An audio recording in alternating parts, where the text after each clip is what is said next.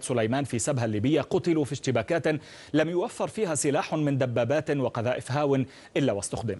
الخلاف ما زالت أسبابه غير مؤكدة، إلا أن الواضح إلى الآن وفق ما نشرته وكالة رويترز على الأقل نقلا عن شهود عيان وسكان محليين أن قردا أشعل فتيل النزاع الدامي بعد أن نزع عن إحدى الفتيات غطاء الرأس فلوحق وتم إرداؤه، وقتل أيضا 3 شبان من قبيلة القذاذفة، ثم اتسعت رقعة المعارك.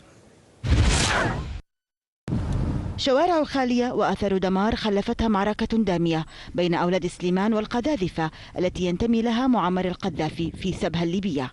والسبب الحقيقي لهذه الاشتباكات التي خلفت عشرات القتلى والجرحى لا تزال الروايات متضاربة حوله. وما تتنقله الأخبار أن السبب في تفجير الأزمة بين القبيلتين قرد يمتلكه صاحب متجر من قبيلة القذاذفة. هذا القرد هاجم مجموعة من الفتيات أثناء مرورهن بجانب المتجر ونزع أغطية الرأس عنهم، فأعلنت الحرب واستخدمت فيها الصواريخ والقذائف.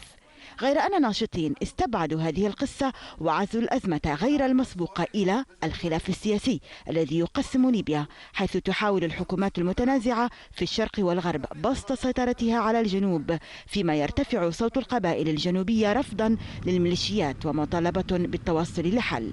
جدير بالذكر أن مدينة سبها التي تقع قرابة 660 كيلومترا جنوب العاصمة طرابلس تعد قبيلتا القذاذفة وأولاد سليمان من أقوى قبائلها، وبين هاتين القبيلتين تاريخ من النزاعات. سمح السيد، العربية.